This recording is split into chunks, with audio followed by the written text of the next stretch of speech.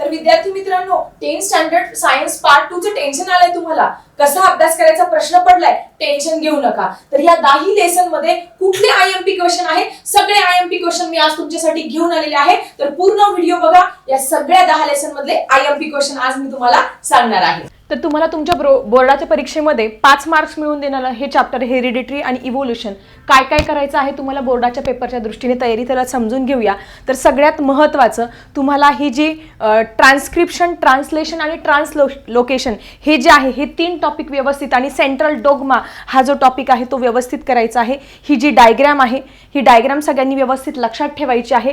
त्यानंतर अजून हे बघा, हे सगळे डायग्राम्स तुम्ही इम्पॉर्टंट आहेत. त्यानंतर इव्हिडन्सेस ऑफ इव्होल्युशन याच्यावरती प्रत्येक परीक्षेला दरवर्षी याच्यातला एक इव्हिडन्सेस विचारला गेलेला आहे. मग तुमचं मॉर्फोलॉजिकल इव्हिडन्सेस असेल किंवा व्हेस्टिगल ऑर्गन्स असो किंवा पॅलेंटॉलॉजिकल इव्हिडन्सेस असो आणि सगळ्यात महत्त्वाचं कनेक्टिंग लिंक्स याच्यावरती आतापर्यंत बोर्डाच्या पेपरला खूप सारे क्वेश्चन विचारले गेले आहे. त्यानंतर अजून काय आहे इम्पॉर्टंट या लेसनमध्ये, या लेसनमध्ये तुमचं इम्पॉर्टंट आहे तुमची Darwin's theory of natural selection. फक्त Darwin's theory of natural selection येणार नाही तर त्याचे काय ऑब्जेक्शन्स आहे ते पण दरवेळेस बोर्डाच्या पेपरला विचारले गेले आहे. So all these are the important point of your hereditary and evolution. त्यानंतर हा फ्लो चार्ट पण एक लक्षात ठेवा. बाकी सगळ्यात महत्त्वाचं fill in the blanks, match the pair, odd man out हे जे क्वेश्चन्स आहे ते तुम्हाला कंपल्सरी करायचेच आहे. So all these about first lesson hereditary and evolution. यानंतर आपण बघणार आहोत life process in living organism part 1 मध्ये कुठले कुठले इम्पॉर्टंट टॉपिकवरती आतापर्यंत बोर्डाच्या पेपरमध्ये कुठले कुठले क्वेश्चन्स रिपीट झालेले आहे. तर लिव्हिंग ऑर्गॅनिझम लाईफ प्रोसेसमध्ये सगळ्यात जास्त लिव्हिंग ऑर्गॅनिझम अँड एनर्जी प्रोडक्शनमध्ये सगळ्यात जास्त क्वेश्चन रिपीट झालेला आहे ग्लायकोलिसिसवरचा. त्याच्यामुळे ग्लायकोलिसिस सगळ्यांनी नीट करायचं आहे. त्यानंतर तुमची जी क्रेब सायकल आहे, carboxylic acid cycle, Kreb cycle बऱ्याचदा विचारली गेलेली आहे. त्यामुळे हा क्वेश्चन पण खूप इम्पॉर्टंट आहे. आणि सगळ्यात इम्पॉर्टंट आहे ETC चेन म्हणजे इलेक्ट्रॉन ट्रान्सफर चेन रिॲक्शन आणि त्याची मायटोकॉन्ड्रिया ETC सायकलची ही जी डायग्राम्स आहे ही डायग्राम सगळ्यांनी छानपैकी नीट लक्षात ठेवायचे. हे क्वेश्चन तीनही क्वेश्चन बऱ्याचदा सगळ्या पेपरमध्ये तुमच्या रिपीट झालेला आहे. त्याच्यानंतर सगळ्यात महत्त्वाचा हा पेज नंबर 15 आहे. याच्यावरती हे जे फ्लो चार्ट आहेत एरोबिक आणि अनएरोबिक रेस्पिरेशनचे जे फ्लो चार्ट आहे ते बऱ्याच पेपरमध्ये खूपदा रिपीट झालेले आहे. आणि सगळ्यात महत्त्वाचं तुम्हाला सांगते मी, तुम्ही लिहून घ्या, एरोबिक आणि अनएरोबिक रेस्पिरेशनचा डिस्टिंग्विश फरक सुद्धा बऱ्याचदा विचारला गेलेला आहे. त्याच्यामुळे हे फ्लो चार्ट आणि त्याचा डिफरन्स हा छानपैकी सगळ्यांनी लक्षात ठेवायचा आहे. आणि सगळ्यात महत्त्वाचं हे क्रोमोझोमची डायग्राम. तुम्ही जेवढ्या प्रश्नपत्रिका बघा त्या सगळ्या प्रश्नपत्रिकांमध्ये हे जी डायग्राम आहे क्रोमोझोमची त्याचे हे 4 नावं 2 मार्क्सला विचारलं गेलेलं आहे. त्याच्यामुळे हे खूप इम्पॉर्टंट आहे. पैकीच्या पैकी मार्क्स मिळवून देणारा तुमचा हा प्रश्न आहे. त्यानंतर डिफरन्समध्ये बघा, मायटोसिस आणि मिओसिस मधला डिफरन्स हा बऱ्याचदा विचारला गेलेला आहे. एरोबिक आणि अनएरोबिक रेस्पिरेशन मधला डिफरन्स सुद्धा बऱ्याचदा विचारला गेलेला आहे. आणि अजून एक महत्त्वाचा प्रश्न ह्या चॅप्टरमध्ये विचारला गेलेला आहे की तो क्वेश्चन म्हणजे why you feel exhausted when you are doing exercise. तुम्ही व्यायाम केल्यानंतर तुम्हाला एक्सॉस्टेड, घाम आल्यासारखं का होत असतं. हा एक गिव्ह रिझन टाईप क्वेश्चन तुम्हाला विचारला गेलेला आहे. तुम्हाला हा फ्लो चार्ट वगैरे मी खूप इम्पॉर्टंट. आणि सेल डिव्हिजनचा आणि अजून एक महत्त्वाचा क्वेश्चन आहे तुमचा गिव्ह सायंटिफिक रिजनमध्ये. Cell division is one of the important properties of cells and organism. Cell division का इम्पॉर्टंट आहे. सो हे क्वेश्चन सगळ्यांनी छान करायचे आहे तुमच्या ह्या चॅप्टरमध्ये. की fill in the blanks, match the pair आणि हे जे क्वेश्चन्स आहे डेफिनेशन वगैरे ह्या डेफिनेशन तुम्ही करून ठेवायचे आहेत. ठीक आहे. So all these about life process part 1. यानंतर आपण बघणार आहोत थर्ड चॅप्टर सायन्स पार्ट 2चं की जे तुम्हाला 7 मार्क्स मिळून देणार आहे. म्हणजे लाईफ प्रोसेस पार्ट 1 की जे 6 मार्क आणि हे 7 मार्क, किती झाले तुमचे 13 मार्क्स मिळून देणारे हे दोन्ही चॅप्टर आहे. खूप इम्पॉर्टंट आहे. तर काय आहे इम्पॉर्टंट ह्या लेसनमध्ये, तर सगळ्यात महत्त्वाचं असेक्शुअल रिप्रोडक्शन आणि सेक्शुअल रिप्रोडक्शन याच्यामधला डिफरन्स हा तुम्हाला बऱ्याचदा विचारला गेलेला आहे. हा डिफरन्स सगळ्यांनी छानपैकी करायचा आहे, सेक्शुअल रिप्रोडक्शन आणि असेक्शुअल रिप्रोडक्शन. ओके, हे एक इम्पॉर्टंट सांगितलं. त्याच्यानंतर बघा, आता हा आहे सगळ्यात इम्पॉर्टंट 4 मार्कचा क्वेश्चन की जो ब्रीफ आन्सरमध्ये बऱ्याचदा तुमची जी पेपर आहे त्या paper previous year question paper बघा, त्याच्यामध्ये सेक्शुअल रिप्रोडक्शन इन प्लांटमध्ये हा जे फ्लावर आहे तुमचे पार्ट्स ऑफ द फ्लावर याची डायग्राम आणि याचं डिटेलमध्ये एक्सप्लेनेशन हे खूपदा विचारलं गेलेलं आहे. त्याच्यामुळे हा क्वेश्चन सगळ्यांनी कंपल्सरी करायचा आहे या लेसन मधला. त्या पार्ट्स ऑफ दी फ्लावर आणि त्याचे सगळे फंक्शन्स वगैरे सगळं करायचे आहे. ह्या गॅमेट फॉर्मेशन वरती शॉर्ट नोट आणि हे विचारलं गेलं आहे, त्याच्यामुळे गॅमेट फॉर्मेशन हा एक टॉपिक खूप इम्पॉर्टंट आहे, तो पण सगळ्यांनी करून ठेवायचा आहे. सगळ्यात इम्पॉर्टंट मेन्स्ट्रुअल सायकल आहे. मेन्स्ट्रुअल सायकल तुम्हाला पूर्ण डिटेलमध्ये एक्सप्लेन नाही करायची. मेन्स्ट्रुअल सायकल ही तुम्हाला फ्लो चार्टच्या फॉर्ममध्ये, म्हणजे हे देतील असं आणि फ्लो चार्टच्या फॉर्ममध्ये बऱ्याचदा पेपरमध्ये विचारली गेलेली आहे, त्याच्यामुळे मेन्स्ट्रुअल सायकलचं टेन्शन घेऊ नका. ते फ्लो चार्टच्या फॉर्ममध्ये, म्हणजे तुम्ही एकंदरीत ही जी डायग्राम आहे इथे काय जे नावं आहे, corpus luteum, corpus albicans, ovulation, pituitary Gland, हे सगळे नावं लक्षात ठेवायचं आहे. त्याच्यामुळे मेन्स्ट्रुअल सायकल ही मोस्टली फ्लो चार्टच्या फॉर्ममध्ये विचारली गेली आहे. आणि हा सगळ्यात महत्त्वाचा प्रश्न आहे की ज्याच्यावरती खूप सारे क्वेश्चन विचारले गेलेले आहे या चॅप्टरवरती, reproduction and modern technology. Modern टेक्नॉलॉजीमध्ये सगळ्यात महत्त्वाचं IVF म्हणजेच तुमचं इन व्हिट्रो फर्टिलायझेशनवरती खूपदा प्रश्न विचारले गेलेला आहे. त्यानंतर सरोगसी आपण ऐकतो पेपरमध्ये वगैरे. पुढे स्पर्म बँक और सीमन बँक याच्यावरती खूप सारे प्रश्न हे विचारले गेलेले आहे. Then next important is why reproductive health is very important. हा पण प्रश्न विचारलाय. रिप्रोडक्टिव्ह हेल्थ ही खूप इम्पॉर्टंट काय आहे हा प्रश्न सुद्धा बऱ्याच प्रश्नपत्रिकांमध्ये विचारला गेला आहे. बाकी हे सगळं तुम्ही बघून घ्यायचं आहे, fill in the blanks, match the pair वगैरे. ठीक आहे, मी तुम्हाला इम्पॉर्टंट सांगितलं आहे. पण याच्या व्यतिरिक्त एक गिव्ह रिझन बऱ्याचदा पेपरमध्ये विचारलं गेलेलं आहे, ते तुम्ही लिहून घ्या पाहिजे तर. That is gender of the child is always decide by the male parents. म्हणजे जन्माला येणारं बाळ जे आहे ते मुलगा आहे की मुलगी आहे हे कोण कशावरून ठरत असतं, मेल पॅरेंट्सवरून ठरत असतं. हा क्वेश्चन गिव्ह रिझनमध्ये, आन्सर इन ब्रीफमध्ये बऱ्याचदा प्रश्नपत्रिकांमध्ये विचारला गेलेला आहे तो. सो अशा पद्धतीने लाईफ प्रोसेस पार्ट 2 याच्यावरती हे सगळे इम्पॉर्टंट क्वेश्चन आतापर्यंत विचारले गेलेले आहे. त्यानंतर विथ ऑप्शन 7 मार्क्स मिळवून देणारा हा तुमचा सायन्स 2चा 4 नंबरचा चॅप्टर इन्व्हायरमेंटल मॅनेजमेंट. याच्यावरती दोनच खूप इम्पॉर्टंट बऱ्याच प्रश्नपत्रिकांमध्ये प्रश्न विचारले गेलेले आहे की तुमचं विचारतात थ्रीटन स्पेसिस. थ्रीटन स्पेसिस कोणते आहे. बाकी बघा याच्यामध्ये फ्लो चार्ट खूप जास्तदा विचारले. हा इकोसिस्टीमचा एक महत्त्वाचा फ्लो चार्ट. हे फ्लो चार्ट सगळ्यांनी छानपैकी लक्षात ठेवायचे आहे. हे फ्लो चार्ट म्हणजे या चॅप्टरमध्ये फ्लो चार्टच बऱ्याचदा विचारला गेला. हा एक फ्लो चार्ट आहे, हा एक फ्लो चार्ट तुमचा, हा फ्लो चार्ट. हे सगळे फ्लो चार्ट छानपैकी हे पण एकदा बघून घ्या. पण फ्लो चार्ट बऱ्यापैकी ह्या लेसनमध्ये बघा, हा एक फ्लो चार्ट आहे. हे फ्लो चार्ट बऱ्याचदा प्रश्नपत्रिकांमध्ये विचारले गेलेले आहे. एक वर्षी ह्या तुमचे जे जाधव, मोलाई, पायंग ह्या व्यक्तीवरती की ज्यांनी खूप ग्रेट काम केलेलं आहे त्याच्यावरती पण तुम्हाला काय शिकायला मिळालं, मोलाई जंगल वगैरे काय आहे हे प्रश्न विचारला गेलेला आहे. त्याच्यामुळे हा जो शॉर्ट नोट किंवा तुम्हाला एक्स्ट्रा इन्फॉर्मेशन दिली ही एकदा वाचून घ्या तुम्ही. त्यानंतर हे types genetic diversity, specific species diversity आणि इको सिस्टीम डायव्हर्सिटी. डायव्हर्सिटी तीनही टाइप्स सगळ्यांनी लक्षात ठेवायचे आहे. त्यानंतर स्केअर्ड ग्रोव्ज वरती सुद्धा एक वर्षी प्रश्न विचारला गेलेला आहे, स्केअर्ड ग्रोव्ज. त्याच्यामुळे हा जो एक शॉर्ट नोट दिली आहे ती पण सगळ्यांनी छानपैकी वाचा. आणि सगळ्यात महत्त्वाचं खूपदा विचारलं गेलेलं आहे हे जे सिम्बॉल्स आहे, हे सिम्बॉल कशासाठी आहे हे बऱ्याचदा विचारलं गेलेलं आहे, त्याच्यामुळे ते पण लक्षात ठेवा. आणि त्याच्यानंतर हा एक फ्लो चार्ट आहे, सगळे फ्लो चार्ट आहे. आणि आता सगळ्यात महत्त्वाचा खूपदा रिपीट झालेला क्वेश्चन, सगळ्यात इम्पॉर्टंट, ह्या चॅप्टरमध्ये दुसरं काही नाही केलं तरी चालेल पण हे क्वेश्चन 100% करायचं की एंडेंजर्ड स्पेसिस कुठले आहे, रेअर स्पेसिस कुठले आहे आणि व्हॅल्युरेबल स्पेसिस कुठले आहे. हे प्रश्न 101% बऱ्याचदा रिपीट झालेले आणि यावर्षी सुद्धा रिपीट होतीलच, कारण की आणि इंटरमिडिएट स्पेसिस कुठले आहे हे आलेलंच आहे. ओके, एंडेंजर्ड आणि तुमच्या ह्या सगळ्या स्पेसिस. त्याच्यामुळे हा क्वेश्चन तर कंपल्सरी तुम्ही करायचा आहे. बाकी सगळं एक्सरसाइजमध्ये तुम्हाला सगळ्यांना दिलेलंच आहे. त्यानंतर 6 मार्क्स मिळवून देणारा तुमचा हा towards green energy with option. Okay, याच्यावरती आतापर्यंत प्रश्नपत्रिकांमध्ये काय क्वेश्चन विचारलेले आहे. पुढचा नेक्स्ट लेसन आहे ॲनिमल क्लासिफिकेशन की जो विथ ऑप्शन 6 मार्क्सला आहे, विदाउट ऑप्शन 4 मार्क्सला आहे. तर त्याच्यामध्ये हा जो फ्लो चार्ट आहे हा फ्लो चार्ट एकदा बघून घ्या. हे सगळ्यात इम्पॉर्टंट, कॉर्डेट्स आणि नॉन कॉर्डेट्स मध्ये डिफरन्स विचारला गेला आहे, फरक स्पष्ट करा. आणि ही जी डायग्राम आहे ह्या डायग्राम एकदा विचारली गेली, त्याचे नाव जे आहे बॉक्समध्ये फ्लो चार्टच्या फॉर्ममध्ये विचारले गेलेले आहे. ओके, सो कॉर्डेट आणि नॉन कॉर्डेटचा डिफरन्स लक्षात ठेवायचा. हा फ्लो चार्ट पण सगळ्यांनी लक्षात ठेवायचा आहे. ही डायग्राम बऱ्याचदा विचारली गेलेली आहे. इथे तुम्हाला सगळ्यांना काय करायचं, ह्या डायग्राम्सला नेम द्यायचा. ही डायग्राम सगळ्यांनी अगदी organ system, grade of organisation हे लक्षातच ठेवायचं, खूप इम्पॉर्टंट क्वेश्चन आहे. त्यानंतर इथे पण हा पण प्रश्न बऱ्याचदा विचारला गेलेला आहे, types of symmetry, asymmetrical body. म्हणजे तुम्हाला काय देतील, हे फक्त चित्र देतील आणि त्याच्यावरती तुम्हाला लिहायचं आहे. हे ब्ल्यू कलरचा आला रॅडियल सिमेट्री, बायलॅटरल सिमेट्री आणि तुमची असिमेट्रिकल बॉडी, हे पण लक्षात ठेवायचं. त्याच्यानंतर हे तुमचं एक्टोडम, मेसोडम, एंडोडम, हे सगळं लक्षात ठेवायचं. त्याच्यातला डेड लेअर कोणता, कुठल्या रंगाचा आहे, हे पण लक्षात ठेवा. हे पण एका ठिकाणी डायग्राममध्ये विचारलं गेले आहे. त्याच्यानंतर सिलोम काय आहे हे पण विचारलं गेलेले आहे. फ्लो चार्ट सगळ्यात महत्त्वाचं लक्षात ठेवायचं, कारण फ्लो चार्ट बऱ्याचदा विचारला गेलेले आहे.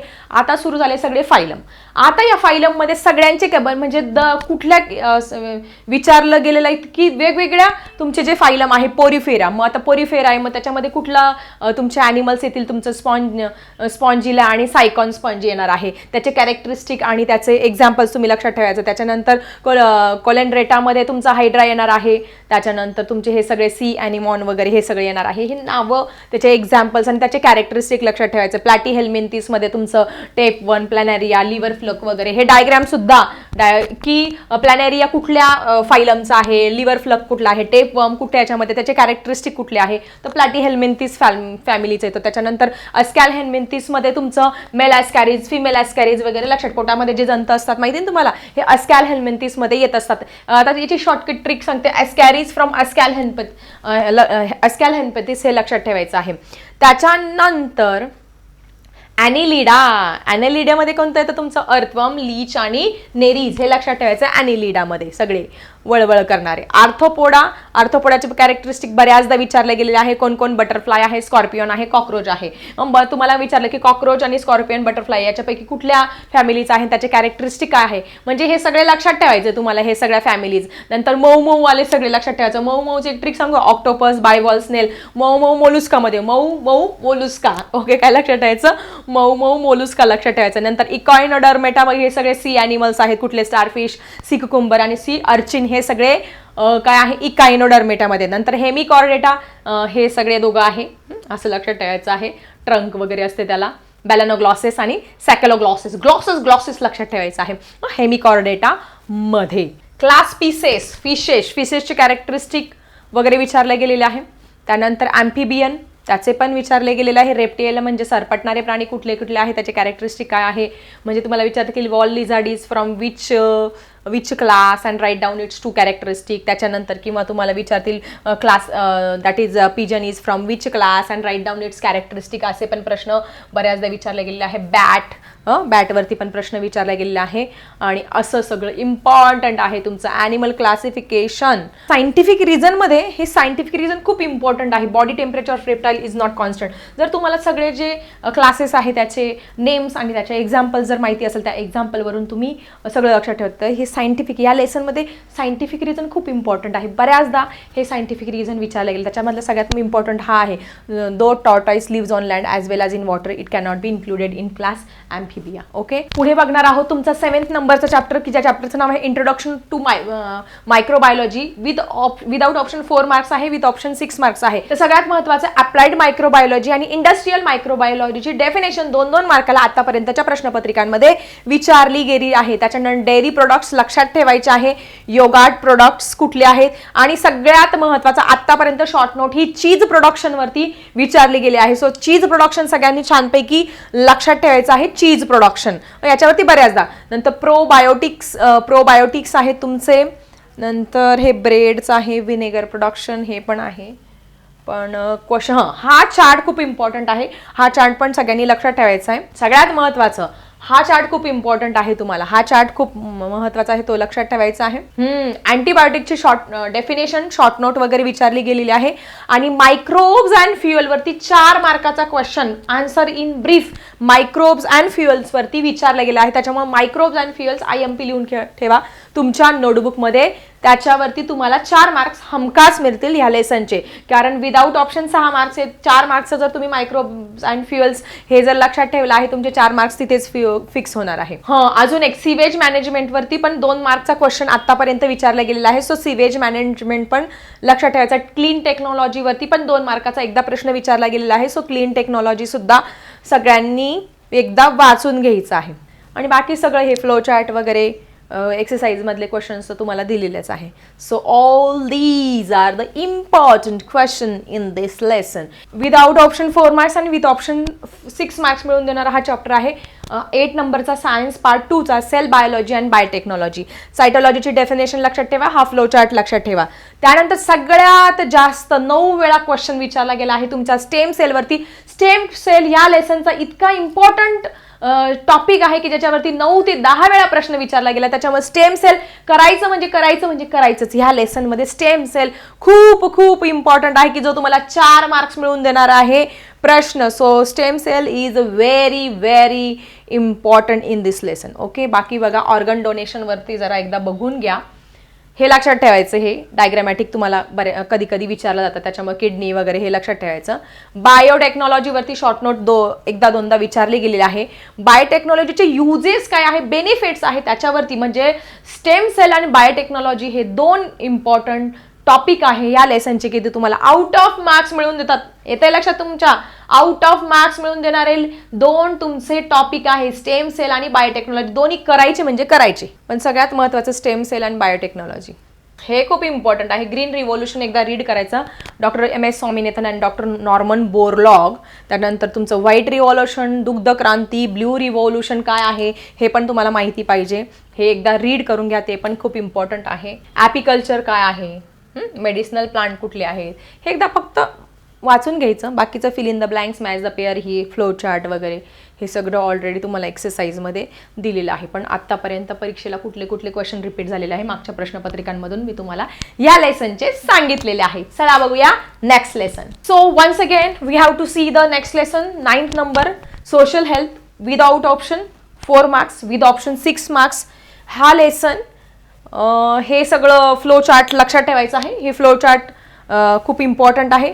मेंटल स्ट्रेस, शॉर्ट नोट वगैरे येतात त्याच्यामुळे. ॲडिक्शनमध्ये तुमचं सगळ्यात जास्त क्वेश्चन विचारले गेलेले आहे. स्ट्रेस मॅनेजमेंटवरती बऱ्याचदा क्वेश्चन विचारले गेलेले आहे. सो स्ट्रेस मॅनेजमेंट सगळ्यांनी छानपैकी एकदा रीड करायचं आहे. आणि सगळ्यात जास्त क्वेश्चन या लेसनचे तुम्हाला मी सांगते, या लेसनचा एक्सरसाइज खूप जास्त करायचा आहे. क्वेश्चन नंबर 5 आणि क्वेश्चन नंबर 6 याच्यातले सगळे क्वेश्चन बऱ्याचदा रिपीट झालेले आहे. Hobbies to reduce stress, give 3 examples of each. Diseases endangering the social health, physical problems rising due to the excessive mobile जास्त पाहिल्यामुळे काय काय होतंय. त्यानंतर social health, activities under the cyber क्राईमवरती पण प्रश्न विचारला गेला. आणि क्वेश्चन नंबर 6 तर खूप इम्पॉर्टंट आहे. हा बऱ्याचदा रिपीट, म्हणजे हे 5वा आणि 6वा प्रश्न एक्सरसाइज मधला खूप इम्पॉर्टंट आहे.